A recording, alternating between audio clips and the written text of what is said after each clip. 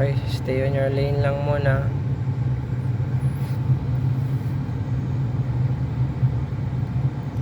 Ready for unexpected events, ha?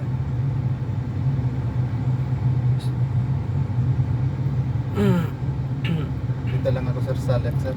No, gitna ka. Stay on your lane lang. Oops. No, hindi. Ikaw ang mag-slow down, sir. Huwag kang bubusina ng ganun. Okay. So, Kasi ikaw yung mas may visual sa kanila eh. Mas vision mo yung mangyayari. Sila blind spot nila yung likod eh. parang ikaw yung landmark ng mga nasa likod ko. Oops. Tapos yan.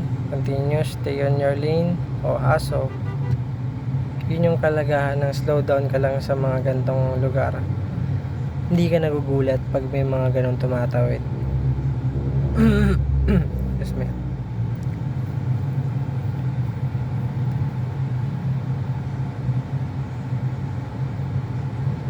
Okay, good.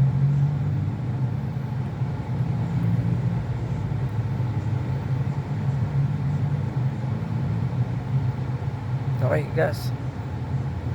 Clear na yung mga ano. Diretso po. Diretso tayo, tabid tayo. May mga driving school. Oops.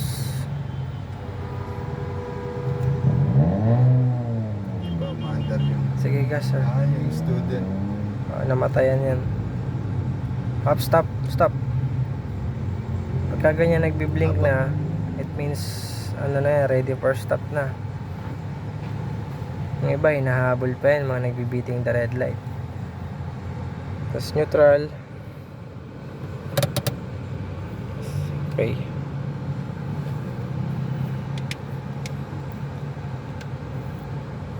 Ayan, mga driving school din yan.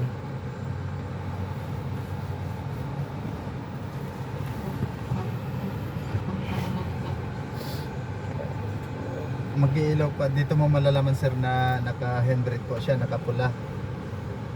Yes, yung yun yung ano, Sa sign ng handbrake.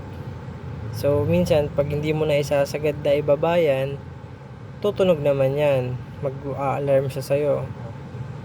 Pero just to be sure, pagka binaba mo yung handbrake, itulak mo na rin siya pababa. Yung iba kasi binibitawan lang, tendency naglalak, nag-i-stay doon.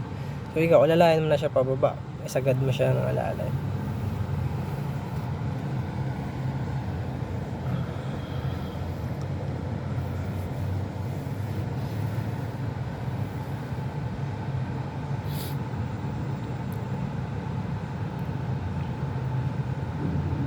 ilang years ka na sir sa ano pagtuturo sir? Sa pagtuturo 2 years, almost 2 years, pero sa pagdadrive matagal-tagal na rin.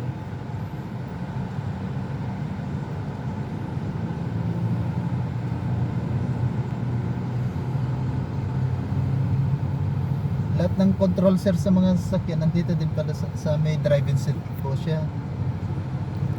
Aling ito sa gas andito din po. Ay, yan yung gas gas tank opener, Gas tapos tank, hood sa- opener, yung trunk. Tatlo lang naman yung nakalagay dyan. Hood, gas tank, tapos trunk yung sa likod. Tapos Yung open nito sir pag ano mo sa harapan niya, wala po dito. nandyan din. Dito. Pero mamaya check ko sa'yo yan. So ready pagka ano,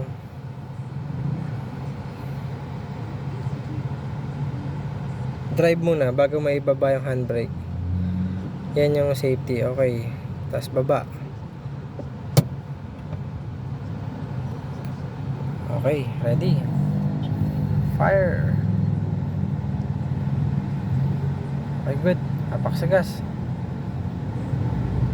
Okay, check left to right. Tatawid ka ng intersection. Left to right, then harap likod, rear mirror. Okay, good. Intersection. Be wary lang. Proceed na ulit.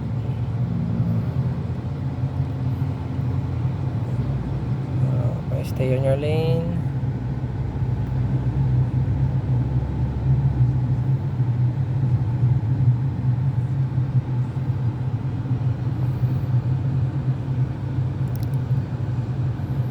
Slow down.